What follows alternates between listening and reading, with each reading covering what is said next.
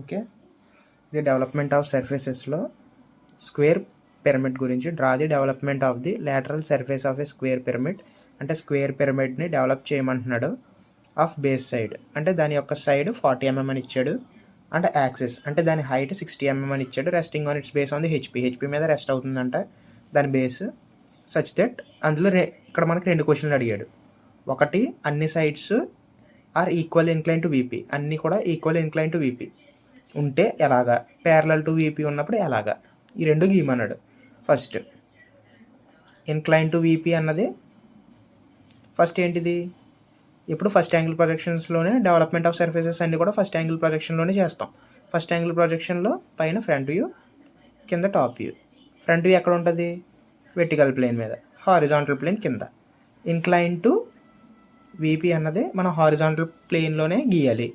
Incline to HP అంటే ఇది పైన, ఇది గుర్తుపెట్టుకోండి. ఇన్క్లైన్ టు హెచ్పి అంటే పైన, ఇలా పైన చూపిస్తాం. ఇన్క్లైన్ టు వీపీ అంటే కింద చూపిస్తాం. ఓకేనా. ఇక్కడ all sides of the base are equal inclined to VP అంటే ఇప్పుడు స్పెసిఫిక్ యాంగిల్ ఇవ్వకుండా ఇలాగ, అంటే ఒక స్క్వేర్ పిరమిడ్ అన్ని sides equally incline to VP అంటే దాని బేస్ ఇలా గీమని మీనింగ్. ఓకే, ఇలా గీమని మీనింగ్. అలా కాకుండా ప్యారలల్ టు వీపీ అని అంటే ఇలా గీమని స్క్వేర్ని, దీని మీనింగ్. ఓకే, ఇప్పుడు ఈ రెండింటిని మనం చూద్దాం. 2 క్వశ్చన్స్ మనం డెవలప్ చేసి చూద్దాం. అంటే డెవలప్మెంట్ ఆఫ్ సర్ఫేసెస్ అంటే ఏంటి, ఇప్పుడు ఒక స్క్వేర్ పిరమిడ్ తయారు చేయడానికి మనం పేపర్ కటింగ్ ఎలా చేయాలి, ఆ ప్రొఫైల్ని మనం డ్రా చేస్తాం. ఇప్పుడు ఇలా కట్ చేయాలి, దీన్ని కట్ చేసి ఇలా ఫోల్డ్ చేస్తే ఇలా స్క్వేర్ పిరమిడ్ వస్తుంది అని మనం, అది డెవలప్మెంట్ ఆఫ్ సర్ఫేసెస్ అనమాట. ఇప్పుడు ఈ 2 క్వశ్చన్స్ యొక్క ఆన్సర్లో చూద్దాం. Draw the development of lateral surface. Lateral surface అంటే ఏం కాదు, సర్ఫేస్ అంతే. స్క్వేర్ పిరమిడ్ బేస్ హైట్ ఇచ్చాడు, టెస్టింగ్ ఆన్ హెచ్పి. నెక్స్ట్ ఒకటి all sides incline to VP అంటే ఇలా, అన్ని సైడ్స్ ఇలా ఇన్క్లైన్ అంటే ఇది ప్యారలల్ టు వీపీ. చూడండి, ఇది ప్యారలల్గా ఉంది ఈ సైడ్, ఇది వీపీ అంతే కదా, వీపీకి ప్యారలల్ కాబట్టి ఇలాగ వస్తుంది, ఇది ఇన్క్లైన్డ్. ఓకే, ఇప్పుడు మనం డ్రా చేద్దాం.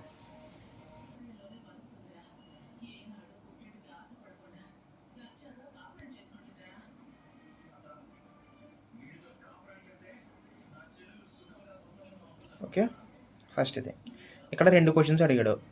రెండు క్వశ్చన్స్ కాబట్టి 2 డయాగ్రామ్స్ గీయాలి.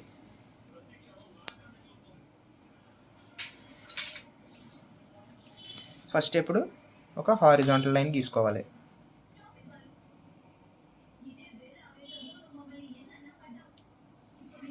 లైట్గా గీయాలి హారిజాంటల్ లైన్.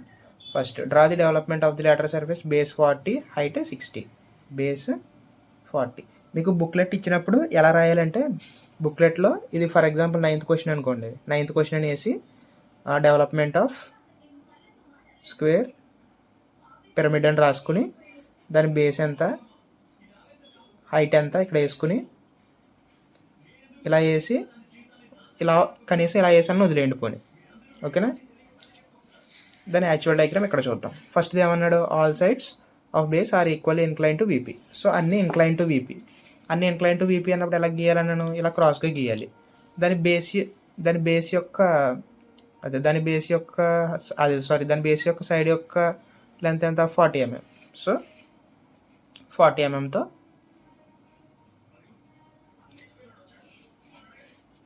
ఫర్ ఎగ్జాంపుల్ ఒక లైన్ తీసుకుందాం.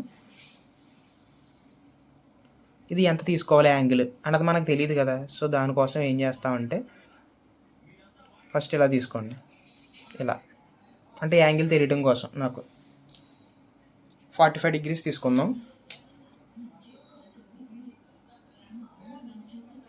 45 degrees. ఎందుకు 45 degrees అంటే సమానంగా వస్తుంది. ఇలా 45 అంటే సమానంగా వస్తుంది. అంటే 90లో సగం ఎంత, ఇప్పుడు 45 కదా. సో సమానంగా అంటే ఈక్వల్లీ ఇన్క్లైన్ అన్నాడు కదా. సో అన్ని వైపులా 45 వస్తుంది అన్నమాట. అందుకని 45 తీసుకున్న తర్వాత ఎంత అన్నాడు, 40 mm దాని బేస్ యొక్క సైడ్ యొక్క length. So 40 mm. Okay, next అదేవిధంగా ఇక్కడ కూడా 45 degrees తీసుకోవాలి. ఈ పాయింట్ కలిసి ఇలా పెట్టుకుని ఇక్కడ నుంచి చూసుకుని 40, 45. ఓకే, ఇక్కడ కూడా 40 పెట్టుకోవాలి సైడ్.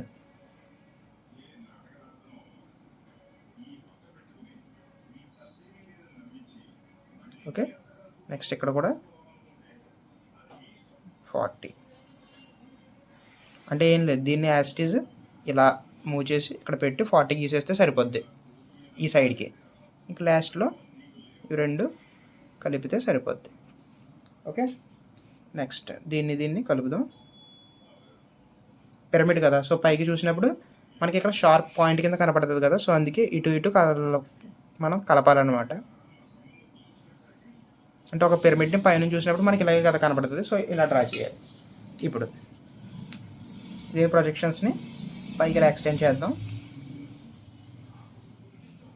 ఓకే, ఇది దాని యొక్క బేస్.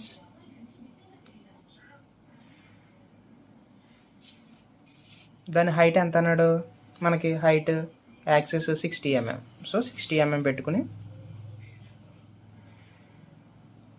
స్లోగా లైట్గా గీసుకున్నాను ఫస్ట్. ఇప్పుడు డార్క్ చేసుకుంటా 60. ఇటు కూడా 60, ఇటు కూడా ఇలా. ఓకే, ఇప్పుడు దీని డెవలప్మెంట్ మనం డ్రా చేయాలి. దీని డెవలప్మెంట్ ఎలా డ్రా చేస్తాం?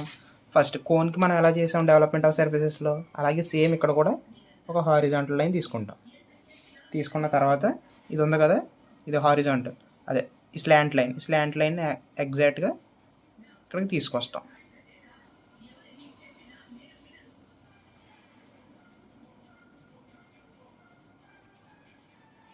ఓకే, తీసుకొచ్చిన తర్వాత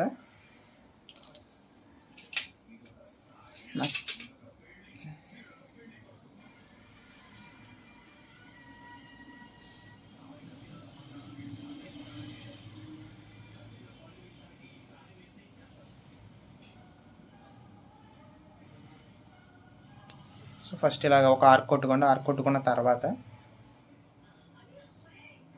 దీని యొక్క లెంత్ ఎంత? ఇలా తీసుకుని దీని లెంత్, సో 4 సైడ్స్ కదా ఇది, సో 4 times 1 2 3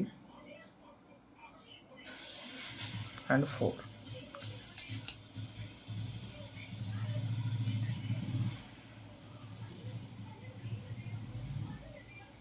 ఓకే, 4 times మనం అలా గీసుకున్నాం.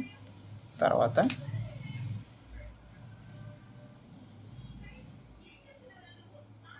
దీన్ని కలుపుదాం అండ్ ఇలా కలుపుదాం.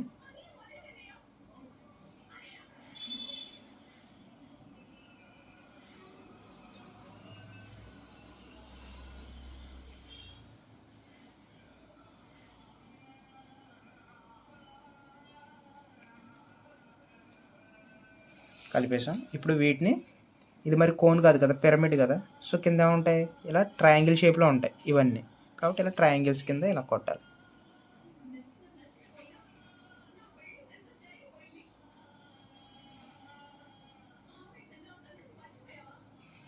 ఓకే, ఇప్పుడు మనం ఓకే ఇది మనకు రిక్వైర్డ్ డయాగ్రామ్ కావాలి. మనం ఇప్పుడు నేమ్స్ కూడా పెట్టుకోవాలి, A B C D. ఎగ్జామ్లో కూడా నేమ్స్ పెట్టండి.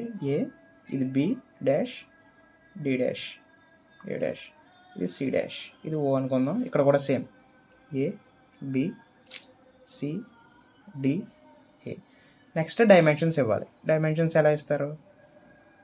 ఇలా, ఇదంతా 40 mm. ఈ హైట్ ఎంత?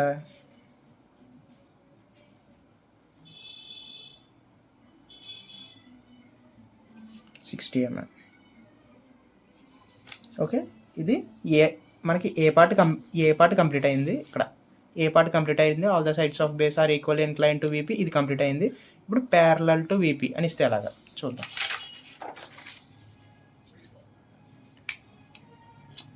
ఫస్ట్ యాజ్ యూజువల్ ఒక హారిజాంటల్ లైన్, ఏమన్నాడు దాని బేస్ ప్యారలల్ అన్నాడు. సో మనకి ఎంత సైడ్ లెంత్, సైడ్ యొక్క లెంత్ ఎంత ఇచ్చాడు 40. సో ఫస్ట్ 40తో 40. ఇది ప్యారలల్ అంటే ఇలా గీయాలి, parallel. Okay, parallel to VP అంటే ఇది. నెక్స్ట్ 40.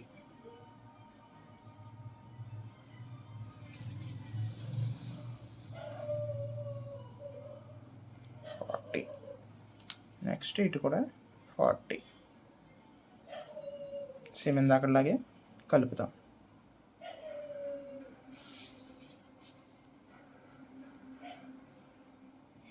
నెక్స్ట్ ఈ లైన్స్ని ఇలా ఎక్స్టెండ్ చేద్దాం. ఇక్కడ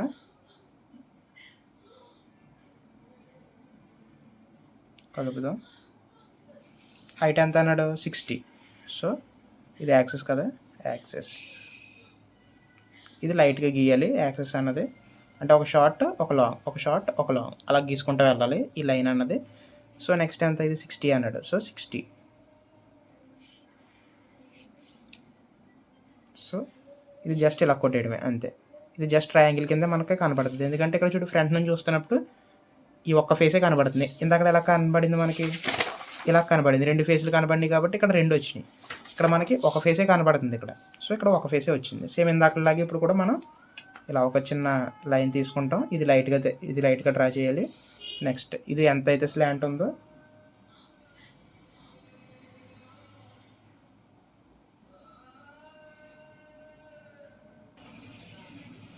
మనం ఇక్కడ డైరెక్ట్ ఇలా స్లాంట్ తీసుకోం. అంటే ఒక ఫేసే ఉన్నప్పుడు ఇలా స్లాంట్ తీసుకోకుండా ఏం చేస్తామంటే, ఇది తీసుకుని ఇలా ఇక్కడ నుంచి ఇక్కడికి ఇలా పెట్టుకుని ఇలా ఒక ఆర్క్ కొట్టి ఇదంతా లైట్గా కొట్టాలి. మీకు అర్థమైంది కదా, ఈ ఆర్క్ ఎలా కొట్టాను, ఇక్కడ పెట్టుకుని ఇలా కొట్టాను ఆర్క్. ఈ సెంటర్ నుంచి ఇలా ఎక్స్టెండ్ చేసుకున్నాను. ఇది ఉంది కదా, దీన్ని ఇలా పైకి పొడిగించాను. పొడిగించిన తర్వాత ఇది లైట్గానే, ఇదంతా లైట్గానే ఉండాలి, డార్క్గా అసలు ఉండకూడదు. ఇదంతా లైట్గానే ఉండాలి. ఇది ట్రూ లెంత్ అనమాట. ఇది దీని యొక్క ట్రూ లెంత్. ఇది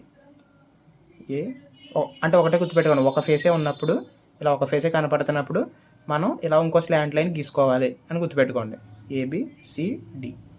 ఇది A డాష్ C డాష్, ఇది B డాష్ D డాష్, ఇది O, ఇది X అనుకుందాం. సో ఇప్పుడు ఈ లైన్కి మనం కొత్తగా డ్రా చేసిన లైన్ నుంచి ఇలా స్కేల్ పెట్టుకుని ఇలా కొంచెం జరిపి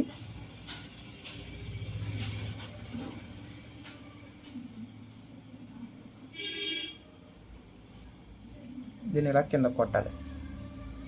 కొట్టిన తర్వాత ఇది O డాష్ అనుకుందాం. ఇప్పుడు పెన్సిల్ తీసుకుని ఈ పాయింట్ దగ్గర ఇలా పెట్టుకుని ఇలా ఎక్స్టెండ్ చేయాలి. ఇలా ఎక్స్టెండ్ చేసిన తర్వాత ఇప్పుడు మనకి దీని లెంత్ తీసుకోవాలి. ఒక సైడ్ యొక్క లెంత్ తీసుకుని ఇది పిరమిడ్ 4 సైడ్స్ కాబట్టి 4 టైమ్స్ ఆర్క్ కొట్టాలి. ఎలా, ఇది ఒక సైడ్, రెండో సైడ్, మూడో సైడ్ అండ్ నాలుగో సైడ్. అయిపోయింది. ఇప్పుడు స్కేల్ తీసుకుని ఈసారి డార్క్గా కొట్టాలి, డార్క్ లైన్స్.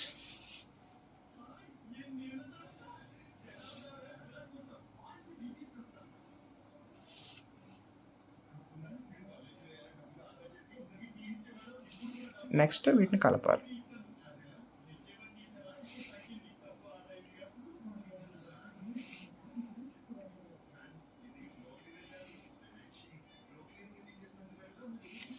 ఓకే, ఇది మనకి రిక్వైర్డ్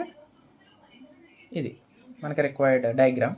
ఒకవేళ ఆడు ఇలా కాకుండా ఒక 45 degrees ఇంక్లైన్ టు VP అని ఇచ్చాడు, అప్పుడు ఎలా గీస్తారు?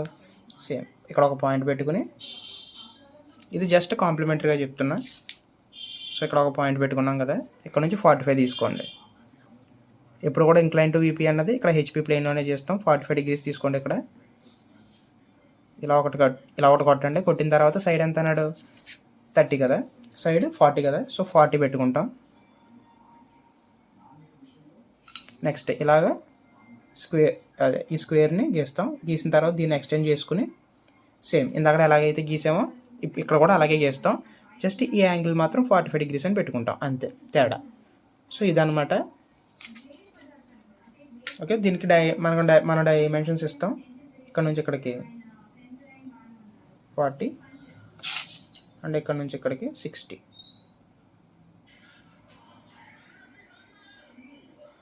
అంతే.